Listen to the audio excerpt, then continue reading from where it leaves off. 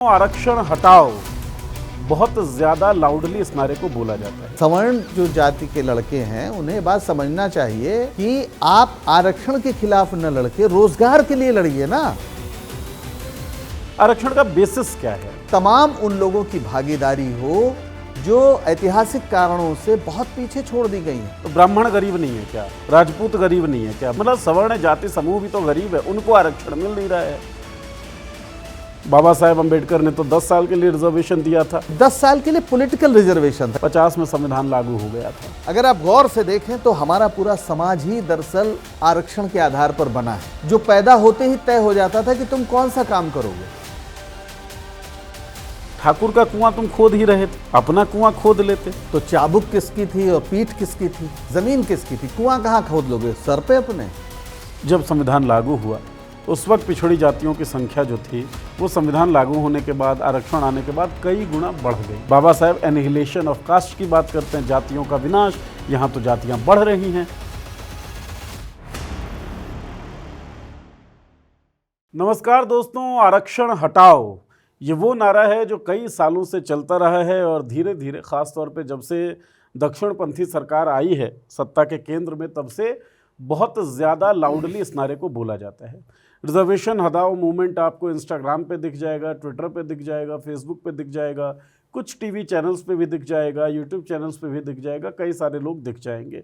और उसके पीछे ऐसी ऐसी सतही बातें होती हैं जिसका जवाब देना भी कई बार हास्यास्पद लगता है। लेकिन जब हास्य में कही गई बातें बहुत गंभीर रूप लेने लगे तो मुझे लगता है कि तहु में जाकर और सत्य को बाहर निकालना चाहिए। तो रिजर्वेशन गरीबों को मिलना चाहिए, जो समृद्ध हैं उन्हें क्यों मिलता है? तो रिजर्वेशन का आधार क्या है ये हमें पता होना चाहिए। जो लोग आईएएस बन गए हैं उनके बच्चों को भी रिजर्वेशन मिल रहा है तो हमें पता होना चाहिए क्यों मिल रहा है। ब्राह्मणों को जगह नहीं मिलती है या सवर्ण जातियों को स्पेस कम मिलता है, लेवल प्लेइंग फील्ड नहीं रहता रिजर्वेशन की वजह से। अब बात एकदम से आप सुनेंगे तो हो सकता है आपको भी ठीक लगे, लेकिन क्या सच में वो बात ठीक है? अब इन सब बातों पे बड़ी गहरी चर्चा और ऐतिहासिक प्रमाणों के साथ बातचीत बहुत ज़रूर है। संविधान में भी गोते लगाने पड़ेंगे। बाबा साहेब अम्बेडकर ने तो 10 साल के लिए रिजर्वेशन दिया था, ये बात भी लोग कहने वाले मिल जाएंगे। तो उसके मायने क्या है, गहरी बातें करनी पड़ेंगी और बहुत डिटेल में करनी पड़ेंगी। डिटेल में हम लोग बात किस में करते हैं? द थर्ड आई में। तो द थर्ड आई के इस एपिसोड में रिजर्वेशन का करेंगे पोस्टमार्टम कि आखिर आया कहाँ से ये आइडिया, ये विचार है क्या, और इसके पीछे जो भ्रम फैलाए जाते हैं उन भ्रमों की सच्चाई कितनी है। बातचीत करने के लिए हमेशा की तरह हमारे साथ डॉक्टर पंकज श्रीवास्तव जी, बहुत बहुत स्वागत सर आपका। शुक्रिया शुक्रिया। तो सर, रिजर्वेशन एक ऐसा विषय जिस पे बहुत से सवाल, आपको गुस्सा भी आएगा तो थप्पड़ वप्पड़ मत मारिएगा, डांटिएगा मत ठीक है। लेकिन सवाल जो पॉपुलर कल्चर में फिलहाल चल रहा है, मुझे लगता है कि वो सवाल पूछ लेने बहुत ज़रूरी है ताकि हम खंडन भी कर सकें कि क्या सच्चाई है और क्या नहीं है। सबसे पहली बात तो ये सर कि रिजर्वेशन जब ये शब्द आता है तो एक शब्द आता है अफर्मेटिव एक्शन, मतलब रिजर्वेशन के पक्ष में बात करने वाले, ये तो अफर्मेटिव एक्शन है। तो रिजर्वेशन पे हम बाद में आएंगे, पहले अफर्मेटिव एक्शन समझाइए। देखिए, अफर्मेटिव एक्शन का सीधा मतलब है कि सकारात्मक कदम कुछ उठाए जाएं। अफर्मेटिव का यही अर्थ है कि ख़ास तौर पर अमेरिका में इसका प्रयोग हुआ। वहाँ पर जैसे ब्लैक्स हैं या ख़ास तौर पर लैटिन अमेरिकी देशों के लोग भी वहाँ पर गए, उन लोगों को तमाम भागीदारी समाज के विभिन्न क्षेत्रों में नहीं थी। लंबे समय तक वहाँ गुलाम रहे वो, ख़ास तौर पर ब्लैक्स।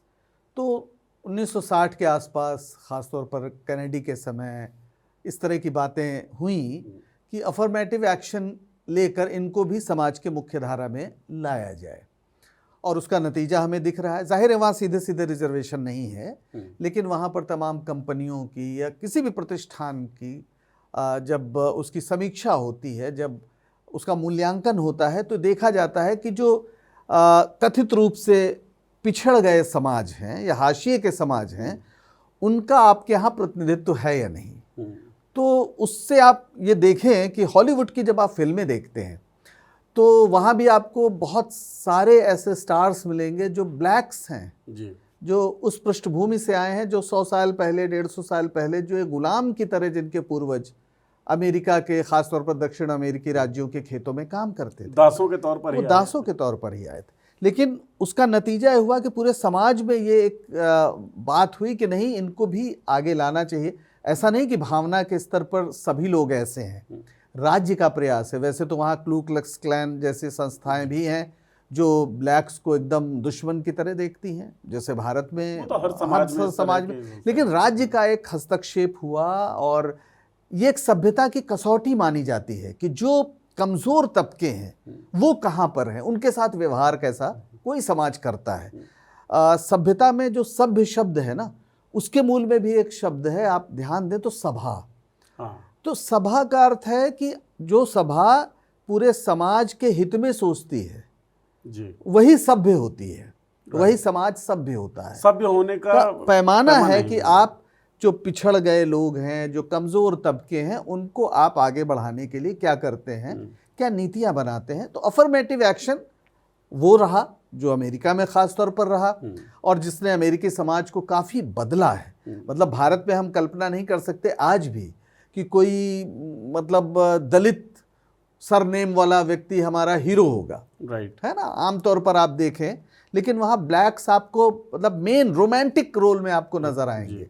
जो यहाँ पर साइड हीरो तो कुछ आपको या कुछ हंसी मजाक वाले पात्र तो मिल जाएंगे, लेकिन आपको कोई लीड कैरेक्टर उसका परिवेश वो आपको नहीं मिलेगा। खासतौर पर जो मुख्य धारा की कॉमर्शियल सिनेमा जो है, एक ज़माने में आप ये कह सकते हैं कि जो पैरेलल सिनेमा रहा है उसमें ऐसी कहानियाँ आई, तो जाहिर है वो कहानियाँ भी उन्हीं उसकी थी। लेकिन एक बदलाव आ गया है, जबकि आईएएस भी हैं लोग और बड़े बड़े पदों पर भी रिजर्वेशन की वजह से पहुँचे हैं, लेकिन आपको समाज के पूरे समाज में उनके प्रति कोई बहुत उदार भावना हो, बराबरी की बात हो, सम्मान की बात हो, वो हमें नज़र नहीं आती है। हालांकि भारत में रिजर्वेशन से बहुत फर्क पड़ा है, जिस पर हम लोग अभी चर्चा करेंगे। रिजर्वेशन की जब बात होती है ना सर, एक बात ये कही जाती है कि जो रिजर्वेशन हटाने के कवायद में लगे लोग भी हैं, वो भी कहते भाई गरीबों को दो ना तुम, तो ब्राह्मण गरीब नहीं है क्या, राजपूत गरीब नहीं है क्या, बनिए मतलब सवर्ण जाति समूह भी तो गरीब है, उनको आरक्षण मिल नहीं रहा है। तो आरक्षण जो जो लोग पाते हैं वो धनाढ्य हो जाते हैं, लेकिन फिर भी आरक्षण उनको मिलता रहता है। तो एक तो उनको बेसिस नहीं पता है आरक्षण का बेसिस क्या है। पहली बात तो आरक्षण गरीबी उन्मूलन कार्यक्रम नहीं है। जो लोग ये कहते हैं कि आर्थिक आधार पर मिलना चाहिए, वो दरअसल ये कहना चाहते हैं कि नौकरियों पर तो सबका हक है और होना चाहिए। और मुझे लगता है कि बात ठीक है कि नौकरियां एक ऐसी आर्थिक व्यवस्था होनी चाहिए जिसमें सबको नौकरी मिले, सबको जीवन यापन की सुविधा मिले, ये राज्य का दायित्व है। लेकिन जो लोग ऐसा कहते हैं वो इसकी लड़ाई नहीं लड़ते हैं, वो स्टेट पर यानी राज्य पर, सरकार पर ये दबाव नहीं डालते हैं कि अपनी आर्थिक नीतियों को ऐसा बनाइए जो रोजगार सृजन करें।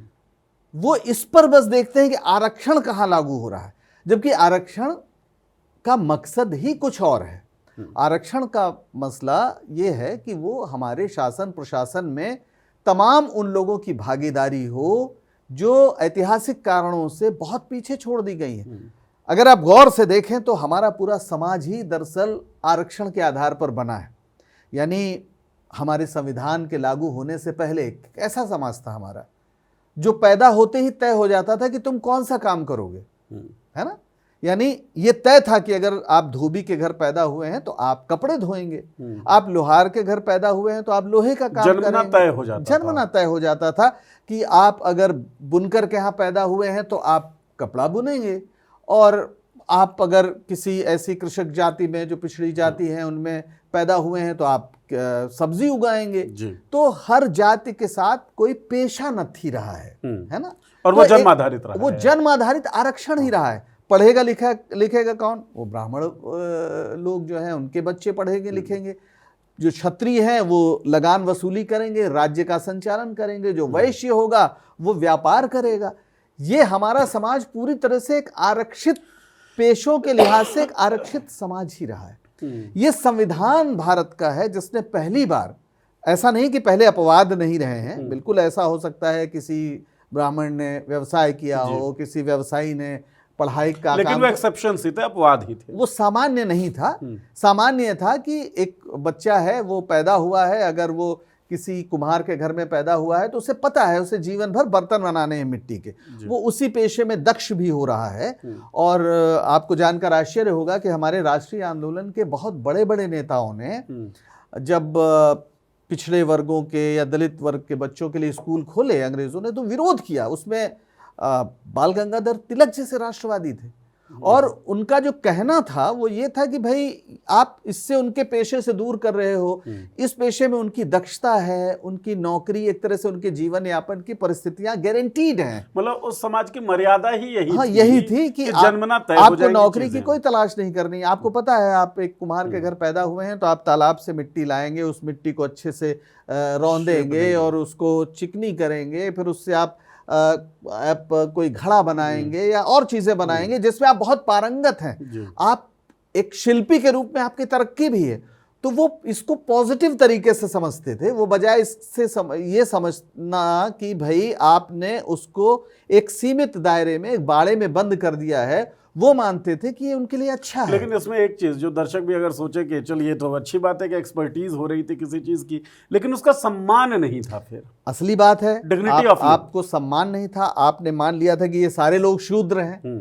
यानी सच बात है कि इस देश में जो भी बड़ी चीजें बनी या देश चला, वो सारा उन लोगों ने किया जिन्हें समाज ने शूद्र कहा, है ना। चाहे वो बड़ी बड़ी इमारतें रही हों, चाहे जो भी रहा हो, वो सब उन्हीं ने बनाया। शिल्पकारों को भी आपने शूद्र कहा, जो भी, चाहे वो कपड़ा बनाने वाले को भी आप शूद्र कह रहे हैं, लोहे का काम करने वाले को भी, जिसके बिना आप चल नहीं सकता हमारा समाज, आप उन सबको शूद्रों की श्रेणी में रखते हैं, और उनका सम्मान नहीं था। असली बात तो सम्मान होता है ना। तो संविधान ने ये एक रास्ता खोला कि आप जिस जाति में जन्मे हैं उसकी नियति से, उससे जुड़े हुए पेशे से आपकी नियति नहीं जुड़ी है, आप कुछ और भी कर सकते हैं। आपके पास पूरा आकाश है, पूरा आकाश उड़ने के लिए है। आप एक खास पिंजरे में ही कैद रहें जरूरी नहीं है, आप पूरे आकाश में जहां तक जा सकें। और इसकी पूरी संभावना थी कि एक लोहार के घर पैदा हुआ बच्चा एक बहुत अच्छा योद्धा बन सकता है, बहुत अच्छा शिक्षक बन सकता है, बहुत अच्छा वो व्यवसायी बन सकता है, क्योंकि उसमें हुनर तो था। ऐसा जो लोग मेरिट की बात करते हैं, उन्हें सोचना चाहिए कि बिना मेरिट के क्या कोई मिट्टी से सुराही बना सकता है। साधारण सी बात है ना। या लोहे को पीट कर एक अच्छा चाकू बना सकता है अगर उसमें दक्षता नहीं है तो मेरिट का सवाल ही बेकार है, फर्जी है। अब सवाल ये हुआ आरक्षण क्यों आया। तो हमें ये देखना चाहिए कि हमारा जो स्वतंत्रता आंदोलन है, उस आंदोलन में सिर्फ ये नहीं है कि हमें अंग्रेजों से आज़ादी चाहिए। बहुत लोगों के लिए शायद यही एक मतलब था कि अंग्रेज चले जाएं और शासन हमें मिल जाए। पर वो क्या था भाई, 562 तो रियासतें थी, उन रियासतों में इसी वर्ण व्यवस्था, इसी मनुवादी व्यवस्था के तहत समाज संचालित होता था। लेकिन हमारी जो लीडरशिप थी, जो उस समय स्वतंत्रता आंदोलन का नेतृत्व कर रही थी, उसने कुछ और सपना देखा था। वो एक ऐसे भारत का सपना देख रहे थे जिसमें सब बराबर होंगे, समता, समानता, भ्रातृत्व, ये हमारे संविधान की बुनियादी बात थी, जो उसके पहले के समाज में नहीं थी। इसीलिए मैं बार बार कहता हूं कि हमारा संविधान 5000 साल के इतिहास में लिखा गया सबसे एक तरह से महत्वपूर्ण विधान है, जिसने पहली बार मनुष्य को मनुष्य से बराबर माना। ये हमारी कल्पना से बाहर की चीज थी, कल्पना ही नहीं थी। तब ये सवाल उठ रहा था, एक बड़ी धारा थी 19वीं शताब्दी से, खास तौर पर ज्योतिराव फुले इस बात को उठा रहे थे कि भाई अंग्रेजों के आने से तो हमें अवसर मिला है, पढ़ने का अवसर मिला है, तमाम दूसरे चीज़ों को करने का अवसर मिला है। और उन्होंने साफ कहा कि ब्राह्मण जो पूजा कराता है वो उसका धर्म नहीं, धंधा है। और जो ये था कि भाई ब्रह्मा के मुख से पैदा हुए और कोई भुजा से पैदा हुआ, तो फुले ने कहा कि अच्छा, तो ब्रह्मा के मुख से पैदा हुए तो क्या ब्रह्मा के मुख में गर्भ ठहरता है? तब तो वो हर महीने 3-4 दिन माहवारी भी होती होगी। मतलब इस तरह के प्रश्न जिससे समाज एकदम तिलमिला गया। समाज मतलब जो खास तौर पर मनुवादी समाज है वो तिलमिला गया। और वही धारा आगे बढ़ती है। और डॉक्टर अंबेडकर, जिनका पूरा जीवन एक तरह से एक बताता है कि आज से सिर्फ 100 साल पहले इस देश में दलितों का क्या हाल था। उन्हें तो सयाजीराव गायकवाड़ ने विदेश भेजा था पढ़ने के लिए, और जब वो लौट के आए और मिलिट्री सेक्रेटरी हुए बड़ौदा प्रशासन में, तो बड़ौदा जैसे शहर में उनको रहने को घर नहीं मिला, क्योंकि वो शूद्र थे। तो उन्होंने अपना नाम बदला और एक पारसी धर्मशाला में उन्होंने अपने को पारसी बताकर कमरा लिया। डॉक्टर अंबेडकर को डॉक्टर किराया पे घर नहीं मिल रहा हाँ, है। और ये बात खुल गई, और ये बात जब खुली तो उनके साथ बहुत दुर्व्यवहार हुआ। ये स्थिति थी। यानी डॉक्टर अंबेडकर जिन्होंने अमेरिका से भी पढ़ाई की थी, इंग्लैंड से पढ़ाई की थी, उनके पास डिग्रियों का अंबार था, लेकिन सिर्फ 100 साल पहले भारत में शूद्र जाति से आए हुए एक इतनी विलक्षण प्रतिभा जिसको राजाश्रय भी था, उसके साथ समाज ऐसा व्यवहार कर रहा था। मुझे एकदम से मिथोलॉजी याद आती है कि कर्ण जो अपने गुरु को बचाने के लिए वो जो चोट रहता है उसको सहता रहता है, खून बहता है, और गुरु जब जागते हैं तब कहते हैं कि तुम तो भाई हो ही नहीं सकते, तुम ब्राह्मण हो ही नहीं सकते हो, और तुम तो क्षत्रिय हो, मुख्य समय पर अपनी विद्याएं भूल जाओगे। बिल्कुल बिल्कुल। ये तो मिथोलॉजी भी इस जातिवाद को प्रमोट करती रही। प्रमोट ही नहीं करती, उसने धर्म को यही माना है, वर्णाश्रम के हिसाब से समाज चले, यही धर्म है ये, इसीलिए उसे वर्णाश्रम धर्म भी कहते हैं, जिस पर पहली बड़ी चोट, वैधानिक चोट हमारे संविधान के जरिए। अच्छा सर, आपने संविधान के बारे में जब भी बात होती है आप कहते हैं कि हमारा संविधान जो है वो केवल 3-4 सालों में जो ड्राफ्टिंग का पीरियड था उसमें नहीं लिखा गया, बल्कि स्वाधीनता संग्राम में जो आदर्श हम लोगों ने देखे और उसको डेवलप किए वो हमारे संविधान में हमको दिखता है।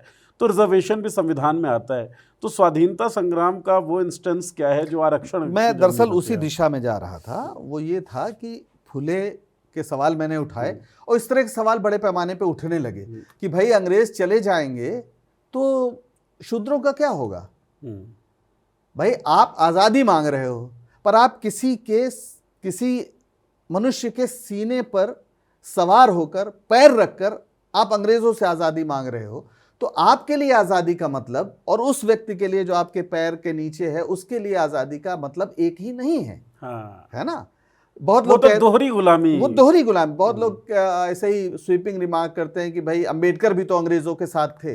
वो भूल जाते हैं कि अंबेडकर डबल गुलामी से अब आज़ादी की लड़ाई लड़ रहे थे। इस बात को समझना चाहिए और इस बात की वो गारंटी कर लेना चाहते थे कि अंग्रेज जब जाएंगे तो भारत कैसा बनेगा। तो आप जानते हैं 1931 में जनगणना हुई थी और 32 में कम्युनल अवार्ड आया था, जिसमें मुसलमानों को, ईसाइयों को और सिखों को भी एक पृथक निर्वाचक सेपरेट इलेक्टोरेट मंडल की बात हुई थी, जहां पर वही चुनाव लड़ेंगे और उसी समुदाय को लोग वोट देंगे।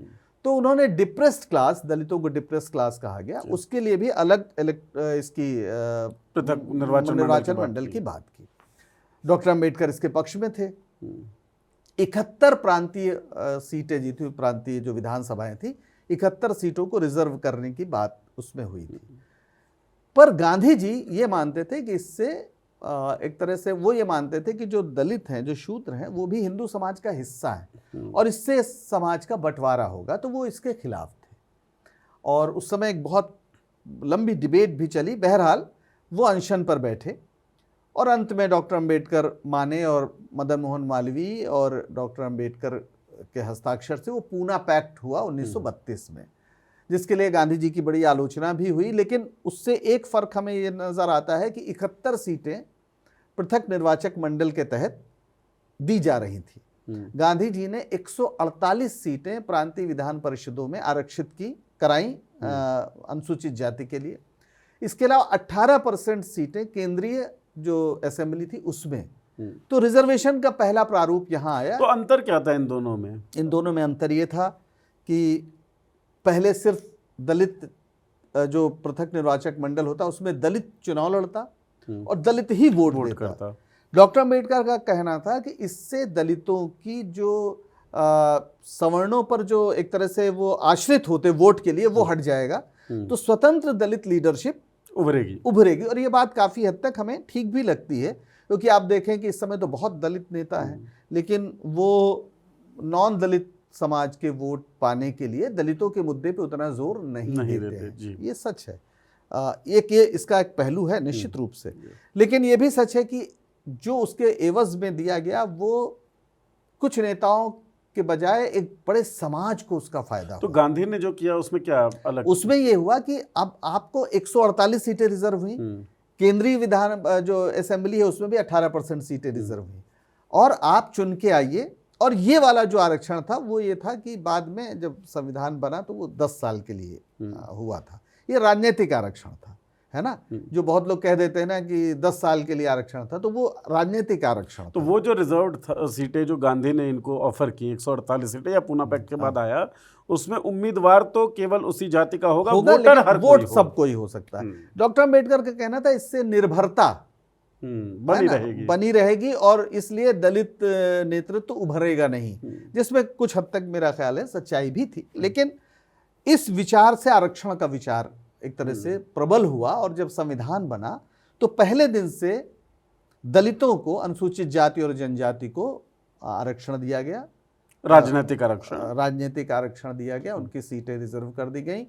और ओबीसी के लिए बाद में उसमें ये तय हुआ कि शैक्षिक और जो सामाजिक पिछड़ापन है उसके लिए अध्ययन होंगे। काका कालेलकर का एक वो बनी समिति 1955 में जिसने रिपोर्ट दी, जो एक तरह से उसमें सहमति ही नहीं बन पाई थी, तो बाद में राज्यों पर छोड़ दिया गया कि राज्य अपना आरक्षण दें। बाद में मंडल कमीशन जब लागू हुआ तो उसमें फिर बड़े पैमाने पर ओबीसी को आरक्षण दिया गया। लेकिन पहले से ही एक तरह से हमारे संविधान ने ये सोच लिया था कि हम जब नया भारत बनेगा तो उसमें हम सबको आज़ादी के साथ साथ समता का भी सिद्धांत देंगे। देखिए, समता और समानता पे हम लोग बात भी कर रहे हैं तो बहुत ज़रूरी समझना। बहुत सवर्णों का वो सर हम आएंगे, लेकिन एक बार आप ये बात ज़रूर समझाएं, क्योंकि ये बहुत बड़ा मिसकंसेप्शन होता है लोगों के बीच में कि बाबा साहेब ने संविधान में चलिए आरक्षण दे दिया, लेकिन खुद बाबा साहेब कहते थे कि 10 सालों के लिए नहीं, 10 साल के लिए पॉलिटिकल रिजर्वेशन था। यानी विधानसभाओं में या संसद में जब आप चुनाव लड़ेंगे तो ये जो प्रक्रिया है वो 10 साल के लिए थी और हर 10 साल बाद उसकी समीक्षा होनी थी। और आज भी हर 10 साल बाद इसकी समीक्षा होती है और उसे अगले 10 साल के लिए बढ़ाया जाता है, क्योंकि हमारी संसद या जो इस देश का नेतृत्व है वो ये मानता है कि अभी वो समय नहीं आया है कि बिना राजनीतिक आरक्षण के भी प्रतिनिधित्व हो सके। अभी समाज में ऐसी स्थिति नहीं है। और आप खुद देखिए, अगर ये रिजर्वेशन हट जाए तो कितने लोगों को टिकट मिलेगा और कहां से कितने लोग जीत पाएंगे, आप खुद समझ सकते हैं। तो इसीलिए था कि भाई पृथक निर्वाचक मंडल होगा तो केवल वही लोग वोट देंगे, इसका यही जवाब था। तो अभी वो समय नहीं आया और हर 10 साल बाद संसद इसको बढ़ाती है अगले 10 साल के लिए। तो ये कहना कि सभी आरक्षण, ऐसा नहीं है। सभी आरक्षण एक तो बहुत बाद में लागू हुआ, मेरा ख्याल है कि मतलब राजनीतिक आरक्षण संविधान के साथ लागू होता है। हाँ। शैक्षिक और बाकी आरक्षण जो है, शैक्षिक भी दलितों के लिए लागू होता है, नौकरियों में भी लागू होता है, लेकिन ओबीसी का बहुत बाद में होता है। मंडल कमीशन जब लागू हुआ तो फिर उसमें नौकरियों में हुआ। उसके बाद जो यूपीए 1 के समय ये लागू होता है शिक्षा में भी। जब अर्जुन सिंह शिक्षा मंत्री थे या मानव संसाधन विकास मंत्री थे, उस समय शिक्षा में लागू होता है। तो बहुत समय लग जाता है इसमें, लेकिन अब शिक्षा में भी लागू है और नौकरियों में भी लागू। सर एक चीज़ बस ऐड करके फिर इस बात को बढ़ाते हैं आगे। क्या ये कहना ठीक होगा कि पृथक निर्वाचन मंडली वाला जो विचार था या कॉन्सेप्ट था, उसे अगर हम आज के हिसाब से देखें, एनालाइज करें, तो मुसलमानों को तो इस तरह का कोई आरक्षण नहीं मिला। जैसे SC रिजर्व सीट्स होती हैं, ST रिजर्व सीट होती है, ऐसे मुस्लिम रिजर्व सीट कोई नहीं है। देखिए, मुसलमानों वाला थोड़ा मामला इसलिए अलग है कि वो एक देश ही बन गया। हाँ, एग्जैक्टली। तो अब जब मुस्लिम रिजर्व सीट कोई आपको नहीं दिख रही है, तो भारतीय जनता पार्टी खास तौर पे जो सत्ता के अंदर दक्षिणपंथी विचारधारा से चलती है, उसका एक भी कैंडिडेट आपको मुसलमान नहीं दिखेगा। बिल्कुल। और ये बहुत गंभीर बात है कि अगर आप देश की एक इतनी बड़ी आबादी को प्रतिनिधित्व नहीं दे रहे हैं तो आप उसे शासन प्रशासन में भागीदारी न देकर उसके अंदर एक अलगाव पैदा कर रहे हैं, जो भारत की राष्ट्रीय एकता के लिए भी ठीक नहीं है। दूसरा, एक समाज को ये लगातार एहसास कराना कि तुम इस देश में दूसरे दर्जे के नागरिक हो, ये मतलब पता नहीं कैसा राष्ट्रवाद है। ये तो मुझे समझ में नहीं आता। इसमें तो फिर पूना पैक्ट में गांधी जी ने जो दूरदर्शिता दिखाई कि अगर दलितों को भी सेपरेट इलेक्टोरेट मिलता है तो जिस तरीके से मुस्लिम पृथक ही हो गए, मुस्लिम एक देश उस समय मुसलमानों के मतलब अलग देश बनेगा ऐसी कल्पना नहीं थी। यहाँ पर उनका मानना था कि हिंदू समाज इससे अलग हो रहा है, टूट रहा है। हाँ। वो मानते थे कि ये हिंदुओं के अंदर का मामला है। ये अम्बेडकर और गांधी की बड़ी डिबेट है इस पे, और वो गोलमेज कॉन्फ्रेंस तक में वो डिबेट गई, क्योंकि गांधी जी खुद को पूरे हिंदू समाज का प्रतिनिधि मानते थे और डॉक्टर अम्बेडकर कहते थे ऐसा नहीं है, हिंदू समाज, दलित समाज, उसकी एक विशिष्ट स्थिति है, उसका जो डिप्रेस क्लास है उसके प्रतिनिधि के रूप में डॉक्टर अम्बेडकर थे। तो ये एक बड़ी बहस और बड़ी लड़ाई है, लेकिन अंततः सभी लोग इस समझौते पर पहुंचते हैं कि हम इसकी भरपाई ऐसे करेंगे कि हम सबको ये अवसर देंगे कि शासन प्रशासन में उसकी भागीदारी हो, और आरक्षण उसी का एक तरह से एक नमूना है, एक उसका। और उस आरक्षण की वजह से दुनिया में इतनी बड़ी कोई अहिंसक क्रांति नहीं हुई है। मतलब मेरा ख्याल है कि 5 से 10 करोड़ लोगों का एक मध्य वर्ग पैदा हुआ इस आरक्षण की वजह से, जो अभूतपूर्व है। मतलब अगर कोई दलित व्यक्ति कोई ऐसी तकनीकी हो जो मान लीजिए उसकी 1947 के पहले वो सो गया हो और 2026 में उसकी आंख खुले, तो मुझे नहीं लगता कि इस देश को वो पहचान पाएगा। जिस एक सामाजिक रूप से जिस तरह का बदलाव आया, और उसमें आरक्षण की बहुत बड़ी भूमिका है, छोटी मोटी भूमिका नहीं है। मतलब कोई दलित आईएएस बन सकता है, जिले का मालिक बन सकता है, ये 1947 के पहले इसकी क्या कल्पना संभव थी? संभव ही नहीं थी, है ना। और उसके तो वो रेखा ही नहीं थी, मतलब ब्रह्मा जी ने वो रेखा बनाई नहीं थी। लेकिन इस संविधान की ताकत है कि ब्रह्मा जी ताड़ रेखा बनाने लगे। संविधान सभा ने कहा कि लो वे रेखाएं हम बनवा देंगे, तो ब्रह्मा जी को फिर रेखा बनानी पड़ी। तो ये है। आपने एक बड़ी दिलचस्प बात कही सर कि जिले का मालिक एक दलित बन सकता है। और अब हम ऐतिहासिक संदर्भ जो है उसको पीछे छोड़ते हुए मौजूदा रिजर्वेशन के खिलाफ जो बात हो रही है उस पर आने की कोशिश करते हैं। जिले का मालिक जो है वो एक दलित बन सकता है, तो ये तो बहुत बड़ा एक आउटकम रिजर्वेशन का हो गया। अब जिले का मालिक दलित बन गया, अब उसका लड़का जो है उसको भी रिजर्वेशन मिलेगा, ये तो गड़बड़ है। मुझे कई बार बड़ा आश्चर्य होता है कि जिन लोगों को हजारों साल से पढ़ने लिखने की छूट रही है, जिनके घरों में लाइब्रेरीज थी, जिनके बाप दादे बहुत पढ़े लिखे थे, वो इतनी छोटी बात नहीं जानते हैं। आजकल तो गूगल है भाई, उसी से पूछ लो, एआई से पूछ लो। आईएएस के बच्चे को रिजर्वेशन नहीं मिलता है, ओबीसी के, दलित के इसलिए मिलता है कि आपने बहुत से ऐसे मतलब दलित अस्पृश्यता के आधार पर हुआ है।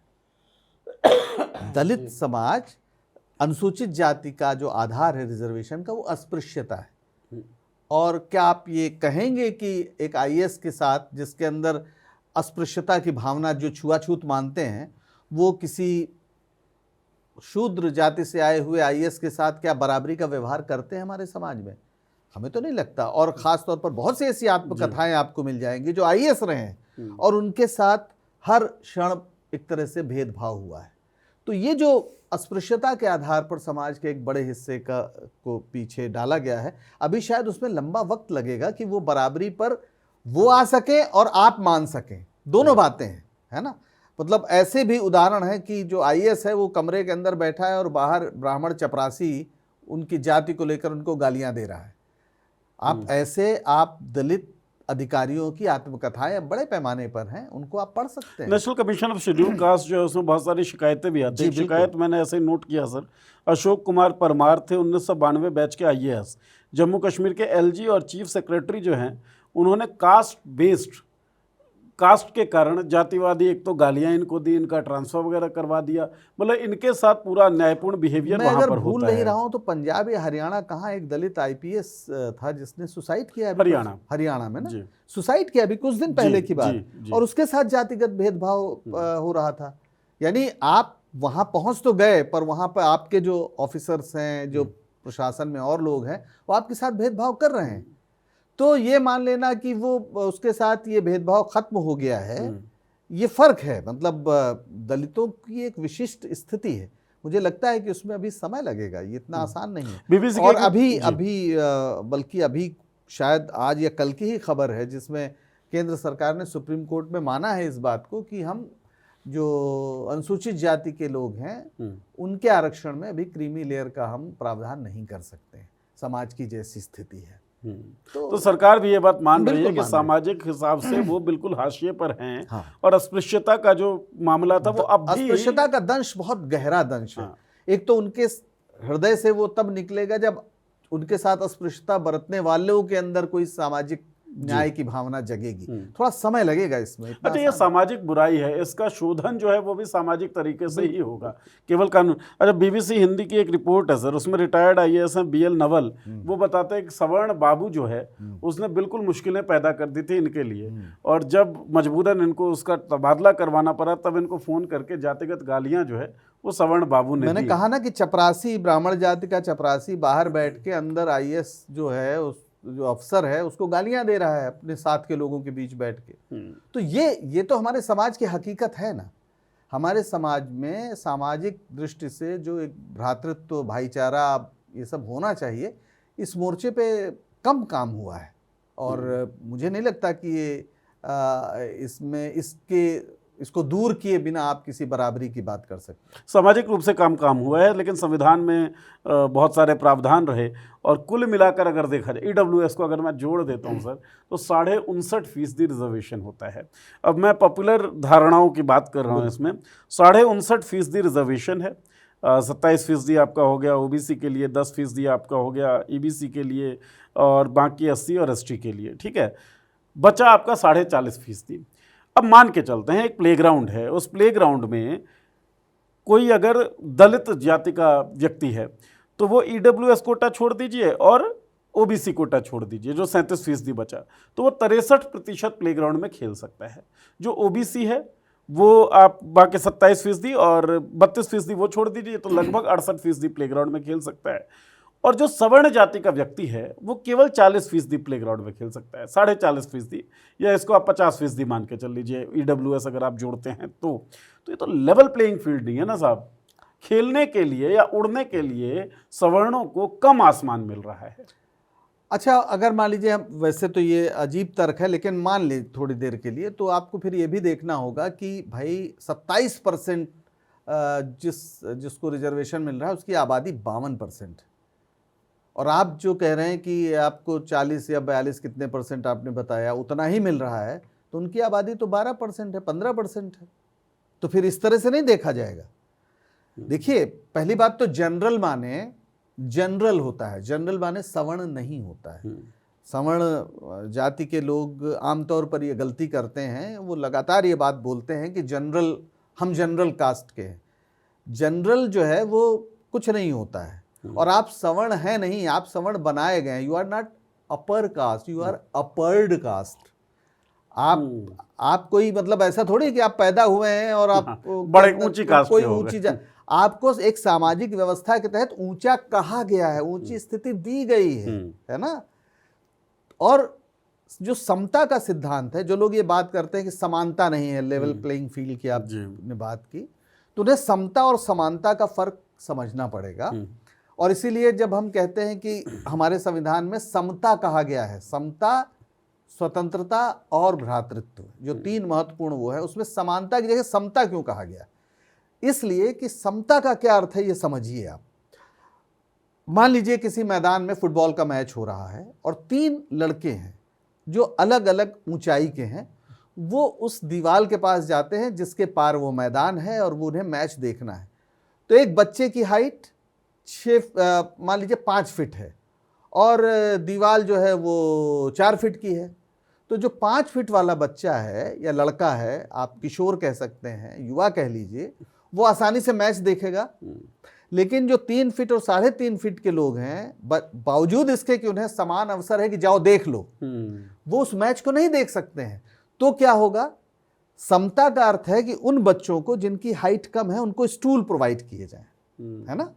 उनकी हाइट के हिसाब से ऐसे स्टूल दिए जाएं ताकि वो चारदीवारी के ऊपर पहुंच सकें और उस मैच को देख सकें। लेवल प्लेइंग फील्ड दरअसल ये है इक्विटी, है ना।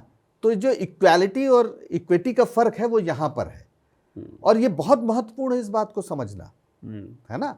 क्योंकि आरक्षण का जब विरोध हुआ शुरू में, लोग कोर्ट भी गए, यानी शुरू में ही कोर्ट गया संविधान लागू होने के बाद, कहा ये तो समानता के सिद्धांत का उल्लंघन है, क्योंकि संविधान समानता का सिद्धांत देता है। तो उन्होंने कहा ये समानता के सिद्धांत का उल्लंघन है। तो बाकायदा इस पूरे जो संविधान का पहला संशोधन हुआ वो इसीलिए हुआ कि इस तरह के प्रावधान को बचाया जा सके, और उसमें कहा गया है कि सरकार 3 फीट 4 फीट के लोगों को ही रिजर्वेशन देगी। 27% रिजर्वेशन है, 57% पिछड़े जो समाज हैं, जो हाशिए के समाज हैं, उनकी तरक्की के लिए विशेष प्रावधान कर सकती हैं। यही अफर्मेटिव एक्शन और है। ये समानता के सिद्धांत का उल्लंघन नहीं माना जाएगा, है ना। यहां तक कि जमींदारी उन्मूलन के खिलाफ भी लोग कोर्ट चले गए और ये कहा कि ये तो निजी संपत्ति के अधिकार के खिलाफ है। बात एक नजर में सही नजर आती है, भाई आप जमींदार हैं, आपकी जमीन कोई कैसे ले सकता है। तो जो पहला संविधान संशोधन किया पंडित नेहरू ने, वो इन्हीं चीजों के लिए किया कि ये गड़बड़ पैदा कर देंगे आगे। कि आप समानता के नाम पर आप दरअसल समता की कब्र खोद देंगे, है ना। तो इसलिए ये जो बात कही जा रही, जो आपने कहा कि लोगों के पास कम आकाश है, ये है वो है, पहली बात तो पूरे समाज को आगे बढ़ना है, केवल आपको आगे बढ़ना नहीं है। इसकी लड़ाई आप क्यों नहीं लड़ते कि वो जो नौकरियां हैं वो बढ़ें।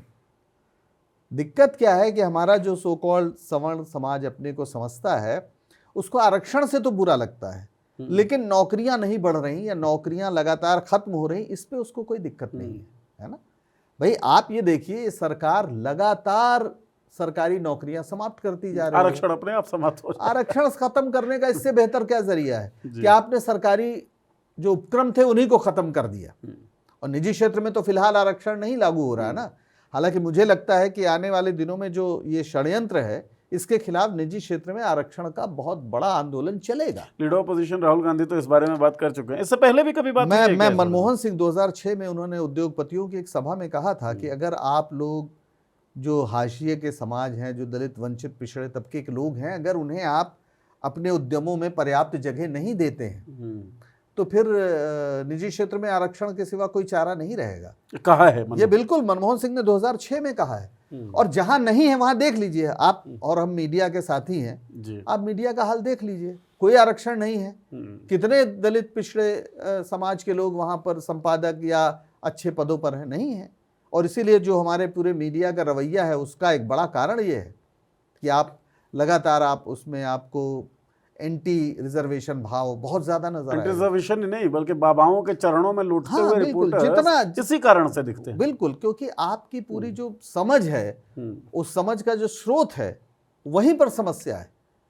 और आप ऐसे लोग बहुत कम, उनको घुसने ही नहीं दिया गया एक तरह से। ये छोटा सवाल नहीं है कि ये पूछा जाए कि कितने संपादक दलित हैं, कितने उप संपादक हैं, कितने चीफ सब हैं, कितने एंकर्स हैं।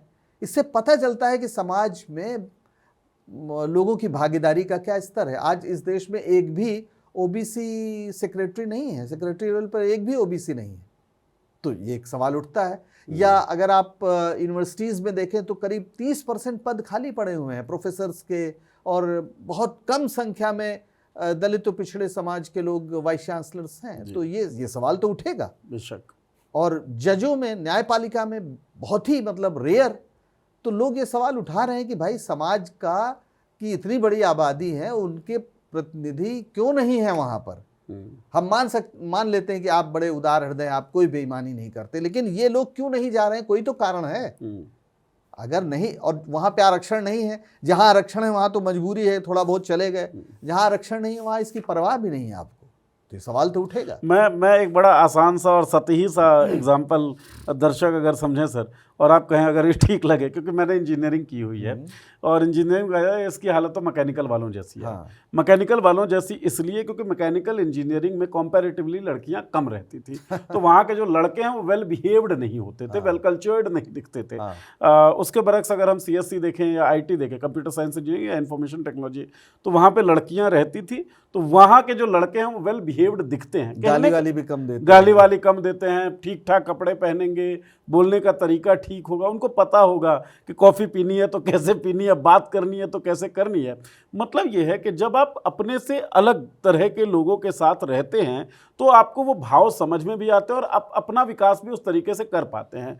जैसे मीडिया की जो आपने बात की, अब मीडिया में क्योंकि दलितों का रिप्रेजेंटेशन बहुत ही ज़्यादा कम है या पिछड़ी जातियों का रिप्रेजेंटेशन बहुत ज़्यादा कम है, इसलिए मनुवादी आइडिया जो है खुल के नंगा नाच करता हुआ दिखता है। बिल्कुल बिल्कुल बिल्कुल। क्योंकि अगर आपके साथ मुसलमान रहेंगे मंचों पर, आपके साथ कार्यस्थल पर मुसलमान रहेंगे, तो आप सांप्रदायिक नहीं होंगे। मतलब अंदर ही एक लड़ाई चलती रहेगी, नहीं यार कैसे बोल सकता हूँ। और कम से कम जिसको आप जान लेंगे, आपको लगेगा नहीं उतने बुरे भी नहीं होते, है ना।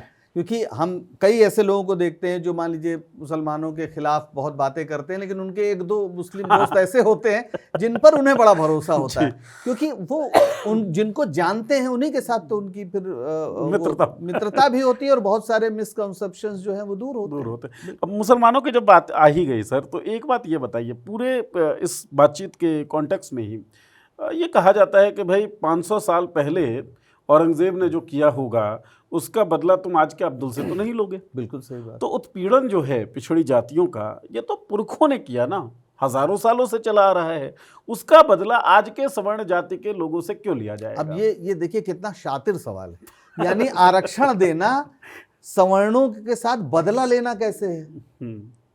आप भागीदारी दे रहे हैं ना, कुछ आप भागीदारी दे रहे हैं। नहीं, ये मान लेना कि सवर्णों आप पहली बात तो ये जो देने लेने की बात है, आप ये मानते थे कि हमारा सब कुछ था और इनको हम दे रहे हैं। आप ये मान के चल रहे हैं कि आप दे रहे हैं, आप देने वाले कोई नहीं है। लोकतंत्र में तो भाई सबका अधिकार है ना। इसे ऐसे देखिए, आपने जो उदाहरण लिया स्टूल वाला सर, कि आप पिछड़ी जाति को आपने एक स्टूल दिया, उस स्टूल की हाइट कुछ होगी, अति पिछड़ी जाति को उससे थोड़ा बड़ा स्टूल दिया, जो सवर्ण जाति है उसको आपने कोई स्टूल नहीं दिया। तो ये जो स्टूल देने का, इसलिए कि सवर्ण जाति को ये माना गया है कि उसकी हाइट 5 फीट से ज्यादा है, ये मान लिया माना नहीं गया। इसके प्रमाण है भाई, आज भी आरक्षण 70 साल हो गया, मतलब आजादी के मिले हुए। आज भी आप देख लीजिए नौकरियों में और तमाम जगह कौन समाज सबसे ज्यादा है, अपनी आबादी से 10 गुना ज्यादा है। इसका क्या मतलब है? इसके तो बाकायदा प्रमाण है ना, और जाति जनगणना के बाद ये शायद और स्पष्ट होके आएगा। अभी बिहार में जो जाति जनगणना के रिजल्ट आए हैं उसमें किनके पास जमीनें हैं, किनके पास नौकरियां हैं, आप देख लीजिए, आपको स्पष्ट हो जाएगा। और किसकी क्या संख्या है, किसकी क्या संख्या है। तो वो तो ऑलरेडी है वहां पर। लेकिन मैं इस बात को बिल्कुल मानता हूं कि आरक्षण के नाम पर लोगों को नौकरी न दी जाए, ये षड्यंत्र है। सवर्ण जो जाति के लड़के हैं उन्हें बात समझना चाहिए कि आप आरक्षण के खिलाफ न लड़के रोजगार के लिए लड़िए ना। आप इस सरकार से कहिए कि बिल्कुल दीजिए, जिनको आरक्षण मिलना चाहिए दीजिए, पर हमें भी तो रोजगार की व्यवस्था करिए। लोकसभा की सीटें बढ़ाने के लिए इतने आतुर हैं तो नौकरियां बढ़ाने की लड़ाई क्यों नहीं लड़ते? आप बताइए कितने लोगों ने इस बात का विरोध किया है जब सरकारी जो उपक्रम थे जिनको निजी क्षेत्र में दे दिया गया, कहाँ सवर्ण लोग बोलते हैं? क्यों नहीं बोलते हैं? क्योंकि उन्हें पता है इससे आरक्षण खत्म हो रहा है, तो वो खुश होते हैं इससे। वो ये नहीं देख रहे हैं कि हमारी रोजगार सृजन की जो क्षमता है, या सरकार जिस तरह की अर्थनीति लेकर चल रही है उसमें रोजगार सृजन की क्षमता लगातार घटी है। रोजगार होंगे तभी आरक्षण भी मिलेगा। और ये बात कुछ आरक्षणवादियों के लिए भी है कि उनका भी दिमाग सिर्फ इतना है कि आरक्षण हमें मिल रहा है कि नहीं, नौकरियां बढ़े, इसकी लड़ाई वो नहीं लड़ते। क्योंकि संख्या तो बढ़ेगी भाई। आप अगर नौकरियां बढ़ेंगी तो आरक्षण वाले को भी लाभ होगा और नॉन आरक्षण वाले को भी लाभ होगा ना, क्योंकि वो केक बढ़ जाएगा, केक का आकार बढ़ जाएगा, तो उसमें सबका हिस्सा बढ़ जाएगा। उनको ये है, क्योंकि यह राजनीति आसान है कि आप कहें कि केवल हमें जब भी मिले हमको मिले, ना मिले कोई बात नहीं। ये क्या मजाक है? ये एक अजीब स्थिति, और इसमें दोनों तरफ के लोग हैं। अच्छा, केक बनाने वालों को भी इसी में फायदा है ना, कि केक का आकार ना बढ़ाना पड़े, केक का आकार ना बढ़ाना पड़े और सब लोग बस केक के अपने हिस्से के लिए लड़ते रहें। तो ये एक खतरनाक बात है, और मुझे लगता है कि ये बहुत दिन चलेगा नहीं, क्योंकि जिस तरह से अभी शिक्षा का सवाल, रोजगार का सवाल, पेपर लीक का सवाल, मूल सवाल भारतीय राजनीति के केंद्र में तेजी से आ रहे हैं। और मौजूदा जो आर्थिक प्रक्रिया या आर्थिक तंत्र है, खासतौर पर जिसमें क्रोनी कैपिटलिज्म का इतना ज़्यादा असर है, वो शायद इनकी ज़रूरतें पूरा नहीं कर सकता। इस देश को एक बड़े रेडिकल चेंज की ज़रूरत पड़ेगी। सर, एट्रोसिटी लिटरेचर कहा जाता है, दलितों के उत्पीड़न की जो बात होती है ना, उसको एक बड़ा तबका जो रिजर्वेशन विरोधी तबका दिखता है या कास्टिस्ट तबका दिखता है, वो कहता है ये सब एट्रोसिटी लिटरेचर है, औपनिवेशिक काल में लिखी गई हैं ताकि धर्मांतरण को बढ़ावा मिल सके, ताकि ये दिखाया जा सके कि हिंदू धर्म जो है बहुत बर्बर है, बहुत अन्यायी है। तो अब अगर वर्ण व्यवस्था के आधार पर अस्पृश्यता रही है, गांव के बाहर लोग रहे, अंत्यज रहे, लोग छुआछूत रही, तो ये तो किसी अंग्रेज़ों ने किया है ऐसा तो है नहीं। हमारे सारे धर्म ग्रंथ भरे हुए हैं भाई रामायण तो मान लिया जाए कितना भी कम है तो 2000 साल पहले तो लिखी ही गई है। अगर उसमें शंभूक का गला राम इसलिए काटते हैं कि वो तप कर रहा है और शूद्र है, इस वजह से काट देते हैं, तो इसके लिए किसी आप अंग्रेज को कैसे दोषी ठहरा सकते हैं? ये तो किसी मुसलमान को कैसे दोषी ठहरा सकते हैं? अगर महाभारत में कर्ण या एकलव्य जैसे प्रसंग हैं लगातार, तो उसके लिए क्या किसी मुस्लिम ने लिखा है वो? और सबसे बड़ी बात, हम अपने समाज को क्यों नहीं देखते हैं? आज छोड़ दीजिए 1000 साल पहले, अंग्रेज को गए भी 70 साल से ज्यादा हो गया। अभी टाइम्स ऑफ इंडिया या कोई अंग्रेजी अखबार उठा के आप देख लीजिए, उसका मैट्रिमोनियल कॉलम उठा के देख लीजिए, जो हर संडे को बड़ा 2 पेज 3 पेज छपता है। मैं अंग्रेजी इसलिए कह रहा हूँ कि कंपैरेटिवली वो बड़े उदार और प्रोग्रेसिव लोग माने जाते हैं। जरा उनका देखिए किस तरह जाति के आधार पर कॉलम है ना। अपनी जाति में दक्ष सुघड़ कन्या चाहिए, ये सब है ना। तो जाति के आधार पर जो विभेद है या अपने को एक घेटों में कैद करने की जो रवायत है, वो तो बहुत पहले से रही है।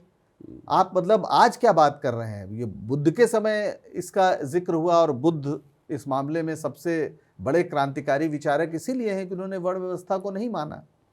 जबकि मैंने पहले भी एक बार बताया था कि खुद तुलसीदास इससे दुखी हैं, क्योंकि कबीर और रैदास इसका विरोध करते हैं। पूरा जो काशी में बैठकर वो सबको बराबरी की बात करते हैं, है ना। एक तरफ कबीर कहते हैं जो तू तुर्क तुर्कनी जाया, अंदर खतना क्यों न कराया, जो बामन बमने का जाया, आन रास्ते क्यों ना आया, है ना। और रैदास कहते हैं कि जात जात में जात है, जस केलन के पात, रैदास न मानुष बन सके जब तक जात न जात। वो जाति के खिलाफ बात कर रहे हो। तुलसी राम से क्या कहलाते हैं? पूजे ही विप्र सकल गुणहीना, शूद्र न गुणगन ज्ञान प्रवीणा।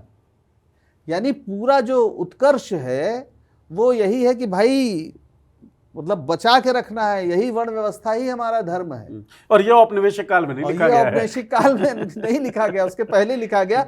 और तुलसी कम से कम आप ये नहीं कह सकते कि वो मुगलों के प्रभाव में ऐसा लिख रहे थे। तो एक और ये तबका एक और बात कहता है सर, ये कहता है कि यार ठाकुर का कुआं खोद देते थे ये लोग। आपने अभी चर्चा में बोला कि बड़े अच्छे शिल्पी थे, घड़ा बड़ा बना लेते थे। ठाकुर का कुआं तुम खोद ही रहे थे, अपना कुआं खोद लेते। घड़ा तुम बना ही रहे थे, अपना घड़ा होता तुम्हारे पास, अपना कुआं होता, पानी भरते पी लेते। फिर घड़े में से पानी नहीं पीने दिया, ये वाला प्रसंग ही नहीं आता। तो चाबुक किसकी थी और पीठ किसकी थी?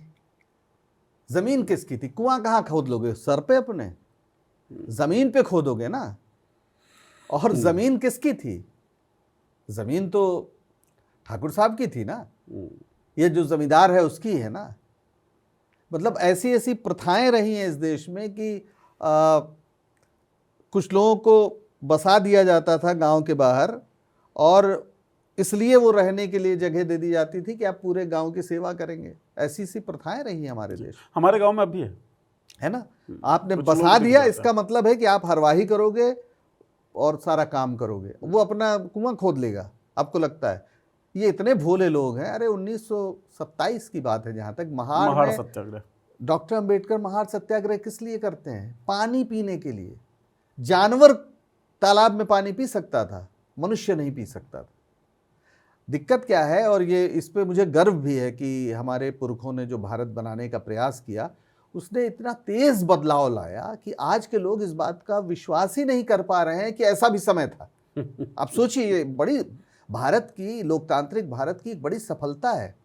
ब्रेस्ट टैक्स सच्चाई थी। स्तन टैक्स, यस, स्तन टैक्स। यानी अगर आप स्तन ढकती हैं, त्रावणकोर जहां के राजा को विष्णु का अवतार माना जाता था, उस त्रावणकोर में स्तन टैक्स देना पड़ता था अगर दलित जाति की महिलाएं अपना स्तन ढकती थी। तो ये तो सच्चाई है। ये सच्चाई 19वीं शताब्दी की सच्चाई है।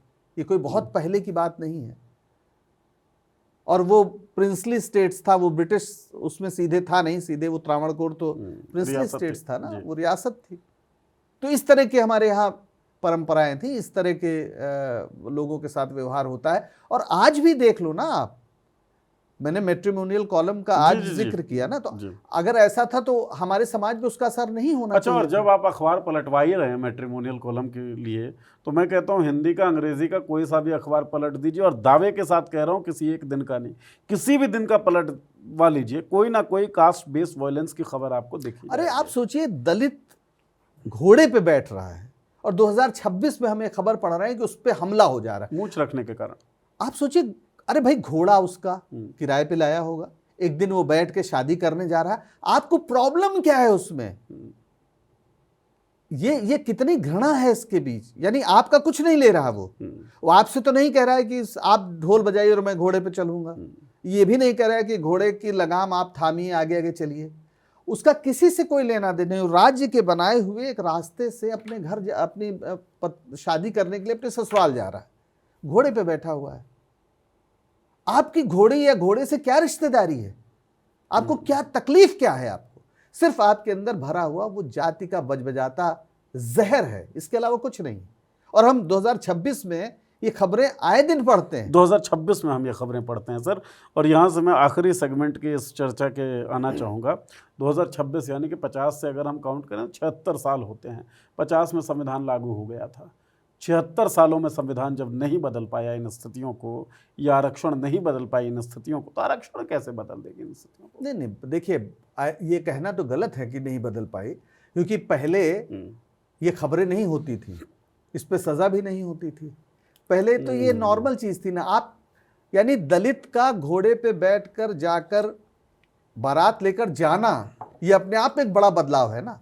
आप बर्दाश्त नहीं कर पा रहे हैं तो अब आप कानून की नज़र में अपराधी हैं अगर आप उस पर हमला करते हैं।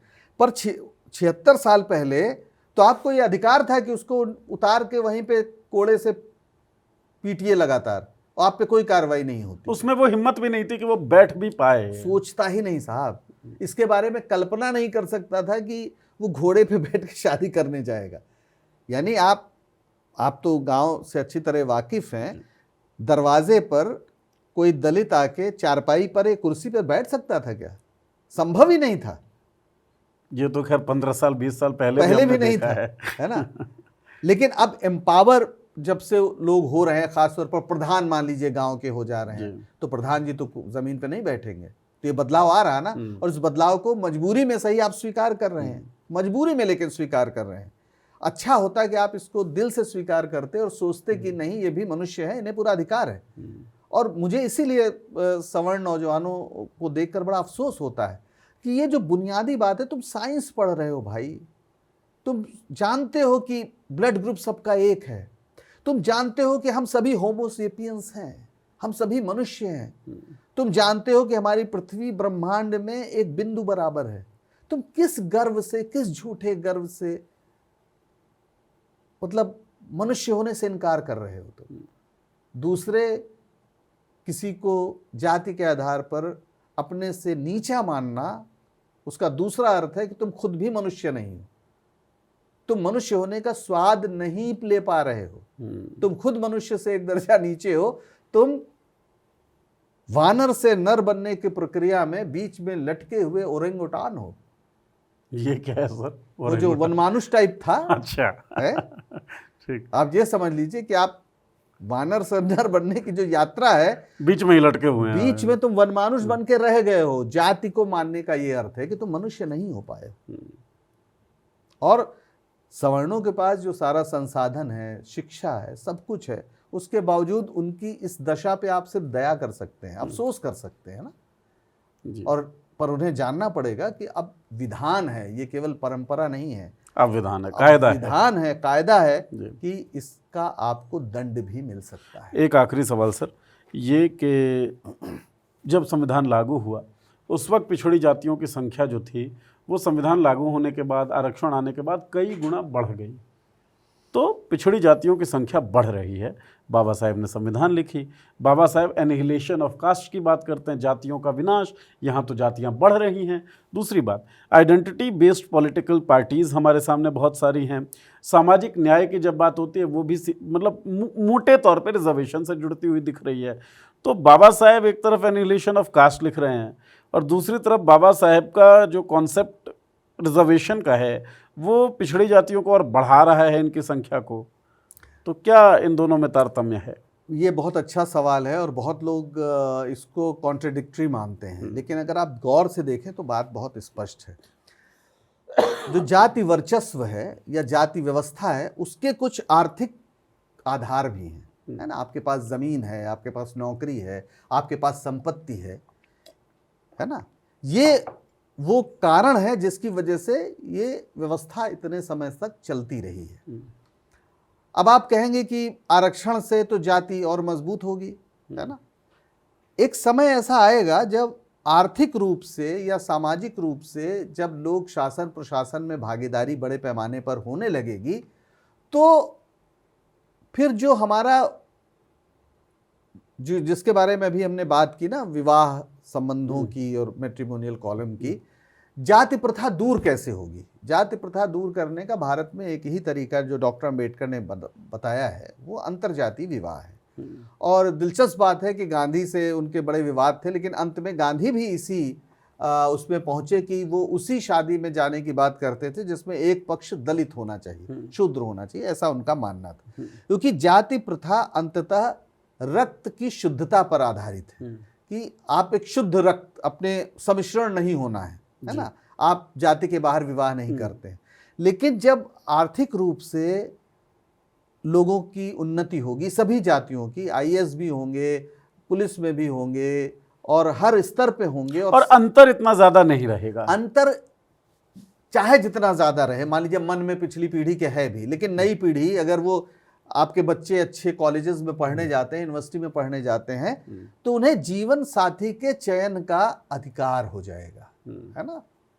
और ऐसा बहुत हमने देखा है कि एक खास समय में जब नौजवान होते हैं, लड़के लड़कियां होते हैं, वो किसी अच्छे कॉलेज में, किसी अच्छी यूनिवर्सिटी में पढ़ रहे हैं, तो उनके बीच प्रेम संबंध भी विकसित होते हैं और उनमें विवाह भी होता है।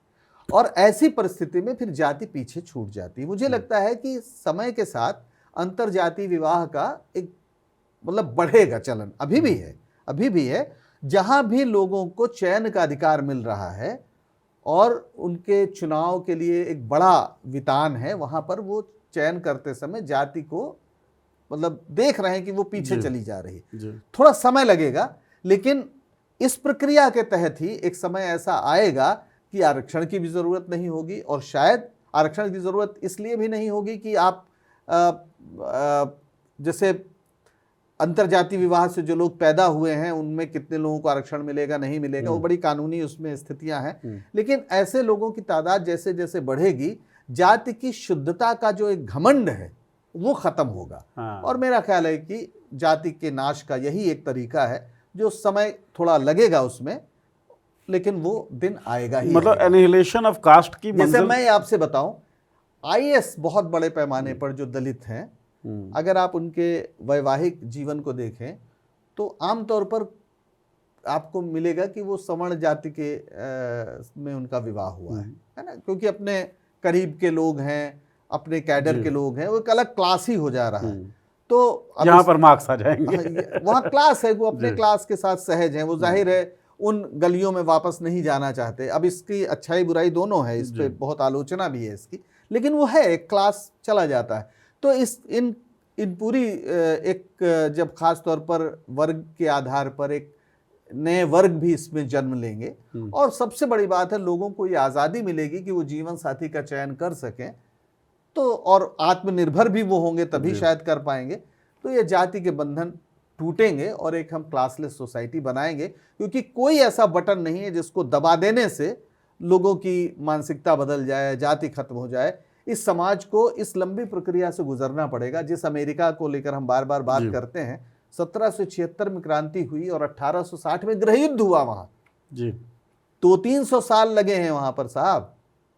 तो हम सोचते हैं कि बड़ी आसानी से सब हो जाए, लेकिन फिर भी मुझे लगता है कि सामाजिक स्तर पर भारत में बहुत बड़ा बदलाव आया है, छोटा मोटा बदलाव नहीं आया है। इसलिए मैं बार बार कहता हूं कि 1947 के पहले अगर किसी को नींद आ गई हो तो वो 2026 के भारत को पहचान नहीं पाएगा। तो मैथमेटिकल ग्राफ जो लोग समझते होंगे वो देख रहे होंगे कि शुरुआत में बदलाव ऐसा था, अब थोड़ा सा रुका हुआ सा दिख रहा है, लेकिन वो बढ़ रहा है और एक मोमेंट फिर ऐसा आएगा जो वो बिल्कुल एक्सपोनेंशियली ग्रो कर जाएगा। सर ने आपने एक बात बोली सर कि उन गलियों में वापस नहीं जाना चाहते, और ये सच्चाई है। रिजर्वेशन यही करेगा कि वैसी गलियां ही ख़त्म कर देगा। सारी गलियां एक जैसी होंगी जिसमें हर कोई आना जाना चाहेगा, हर कोई आ जा पाएगा। तो एनिहिलेशन ऑफ कास्ट की मंजिल तक पहुंचने के लिए जो रास्ता है वो रिजर्वेशन भाई, का आप बनता है। आप अगर बीमारी को चिन्हित नहीं करेंगे, उसको स्वीकार नहीं करेंगे, तो उसका इलाज भी नहीं करेंगे। मतलब जाति मुक्त होने का ये अर्थ नहीं कि आप आंख मूंद ले कहते हैं जात है ही नहीं है ना, तो आप उसको स्वीकार करेंगे, ठीक बात है। उसका इलाज करेंगे उस बीमारी का, और तभी आप इस रोग से मुक्त हो पाएंगे। ठीक बात है। तो जब आप अपने अपने गाँव में जाएं और वहाँ पर कोई भोज हो, जैसे मैं तो मिथिला से आता हूँ, भोज होता है, वहाँ पे अलग पंक्ति अगर लगे पिछड़ी जाति के लोगों को, तब आप सोचिएगा कि भेदभाव है या नहीं है। या फिर जब आपके दादा वादा नाना वाना इस तरह के लोग कहें कि नहीं नहीं उनके यहाँ का पानी नहीं चलता है, हमारे यहाँ उनके यहाँ खाना खा सकते हैं, उनके यहाँ बैठ सकते, मतलब अलग अलग सबके कायदे हैं, जब ऐसी बात सुने तो आप समझें कि भेदभाव है।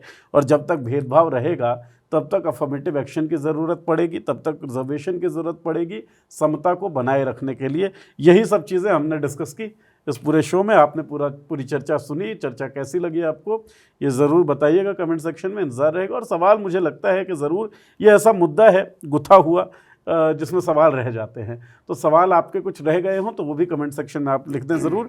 आरक्षण पर और जातिगत भेदभाव पर हम और भी चर्चाएं कर सकते हैं, आपके सवालों पर वो निर्भर करेगा। बहुत बहुत शुक्रिया पंकज जी, शुक्रिया, हमसे बातचीत शुक्रिया करने के लिए। नीरज, बहुत बहुत शुक्रिया दर्शकों, शुक्रिया आपका सबका। भी बहुत शुक्रिया।